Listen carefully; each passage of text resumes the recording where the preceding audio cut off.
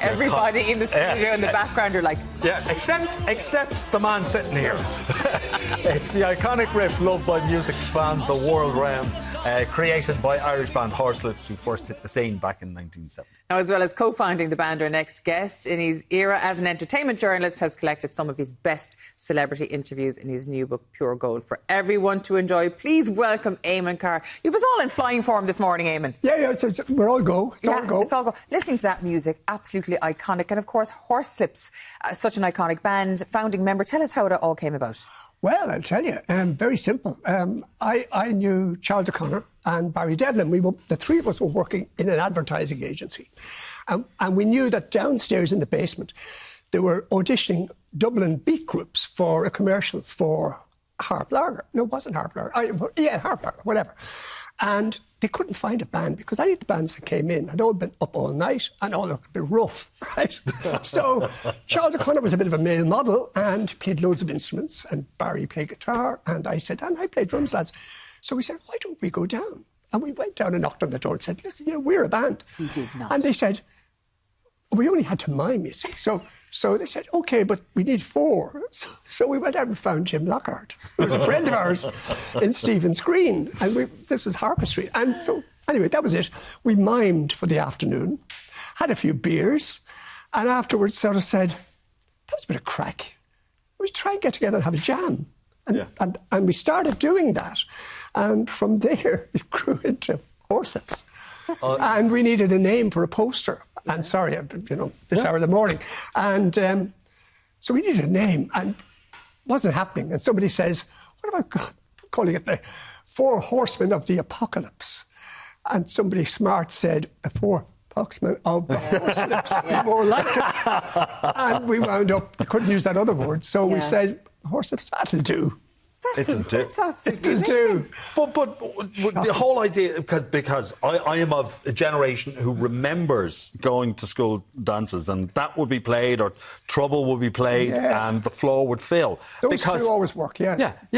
It was. We looked upon it as Celtic rock. Yeah, well, in a way it was, because Johnny Fionn, God bless him, and God remember, because Johnny died, unfortunately, a couple of years ago. Johnny was a great traditional player as well.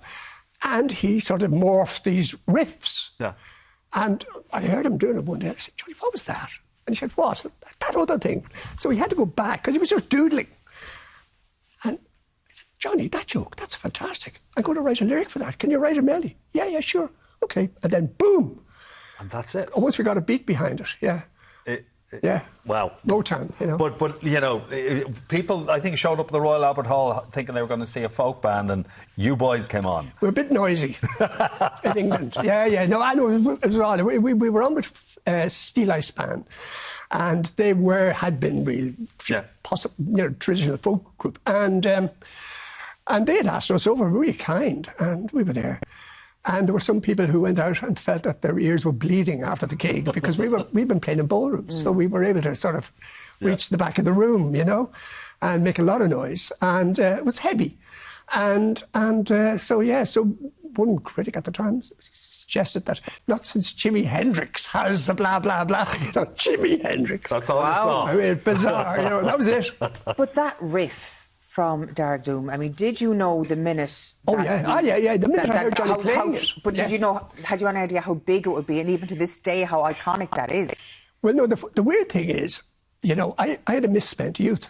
So really? The Kinks, the Rolling Stones... The Kinks, my favourite. All of the riffs, the Who, any guitar riff, I knew it. And when I heard Johnny do it, I said, Johnny, that's better than Jumpin' Jack Flash. That's better than, that is a classic riff already. And we just took it into the room and then started working on it. It took a while, actually, to get the muscle into it. Yeah. But the riff, you just knew. You hear a big riff, That's it. As the fella said, if you've got ears, Yeah. And that was it. That was it. You couldn't improve on it. Yeah. OK. Well, the music is one thing. We also got to know you as a journalist, and to take on some very, very big interviews. And you've done it for many, many years, and then the idea was posed to you to put it all together for a book.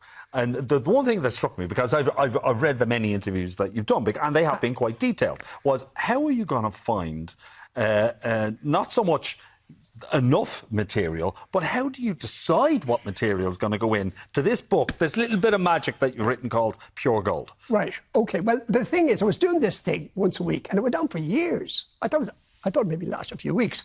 It actually went on for years. So 52 weeks in a year, and it's you're working to try and get somebody well known every week, and so on and so forth. But then over the years, certain ones would lodge in your memory, and you know, when I was a late teenager, I was a banistor, I was a mentor of a juvenile team. And when you're putting out a team, you actually know the players. You know the ones who, you know, they're in the back of your mind. And so the same thing with the interviews. The interviews lodged, the ones who lodged in the back of my mind. So what I did was, I got my team sheet. Oh, that's brilliant. This is great. And I used 15 interviews, right? And so I sort of reckoned that Jack Charlton and Rudolf Nureyev could be in midfield, because Rudolf Nureyev got up higher than anybody else. Even he could feel it. Yeah. Oh yeah, midfield. You know, I mean, no bother to him. You know, and so Brian Behan put him in goals, shove him into goals. Dunleavy, full back. You know, he was a man who knocked out Brendan Behan JP. in a fight. Yeah. Lovely man, but and Mad Frankie Fraser, centre half back, nothing gets past. No. Right? And so anyway, Ralph Stemm, Tony Warren, the man who created Coronation Street, as a striker. Eartha Kitt on the wing. Eartha Kitt, what a legend. Silky skills. Yeah. Brenda Fricker. Anyway, so look, at the team just selected itself. The great and the good. But you've mentioned quite a few there, but Jack Charlton, what was that encounter like? Jack was great. Yeah. No, actually, sorry. He was the first one I did. I got his phone number.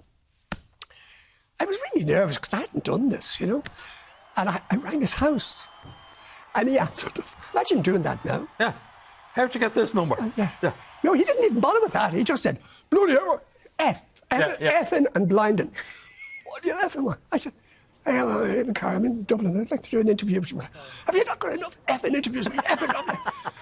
And I suddenly realised that this was it. I was ruined already.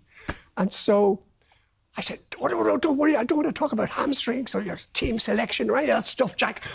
I just want to talk to you about Tom Finney and Billy Wright and Stanley Matthews. Did you mention Jackie Milburn? And Jackie Milburn. Well, that's what got him. I know, I was aware. I know, I wasn't that, you know.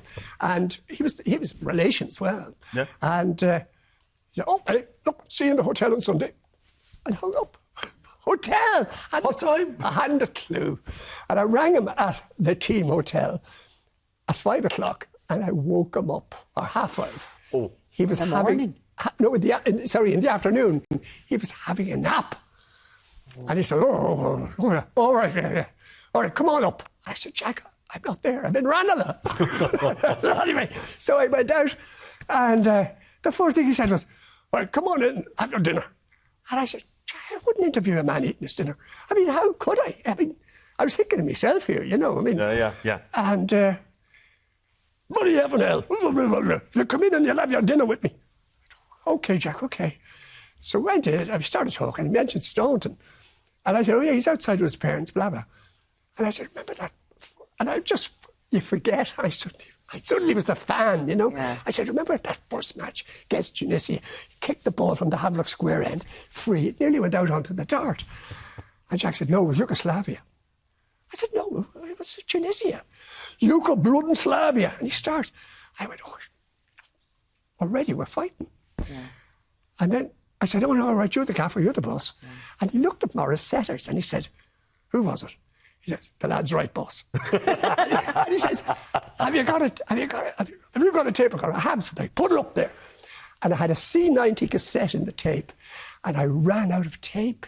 Wow. He was on fire. No, the sign of the times. Joe, we have to explain. C90 was a cassette tape that had 45 minutes on each side. Yeah, well, I'll tell you. Oh! No! That's the cassette! Is that it? That's it. Well, I'm sorry, it's one of them. Yeah. No, people don't understand. This was the height of technology. Can I touch this? Actually, the interview on here is with Sean Boylan. All right. Another great genius. Yeah, many times. Gentleman in the scholar. Anyway, so no, the funny thing is, I used to tape these on a Pro Walkman. And, you know, you'd try and sort of hide it behind the sugar bowl or something, so people forget, you know, that they were being interviewed. And then I'd throw it into a tater box or whatever, you know, in case somebody rang up and said, I never said that. Oh, no, yes, you did. Yes, you did, yeah. And then they were up in the attic. And then last year, Sheena Quinn of Marion said, she would obviously heard me banging on in the pub or something, you know. She said, you should write some of these stories. You know, I don't know. So I dug out the tapes, went through them all, and Bob's your uncle. And that's the result, what we have there next year. That pure fantastic. Gold. And it is pure gold. Yeah. It's absolutely pure gold. And of course, and there's lots more. Yeah, like the meeting with Phil Collins. Sinead Oh, very embarrassing. Loads of them. Anyway, Very embarrassing. It's an absolute delight. And it's great to be here. Absolute Fantastic. delight. Thank you so much for I just joining hope us, that there will be a second pure gold, because you certainly have enough We material. haven't touched the music yet. Oh, the music ones. There's only Shane and Malcolm McLaren in there from the music ones. Absolutely fascinating. But anyway, no, it's actually, the thing is, people seem to be reading it, which is such a great thing to happen, you know. And to hear the words of Rudolf Nureyev and Eartha Kitt and people like that, it's brilliant. Yeah, I mean, for me, you know, just to have them and to know that they're there for posterity. Okay. Thank you so much for joining us on the Good show to see today. you. Thanks so much.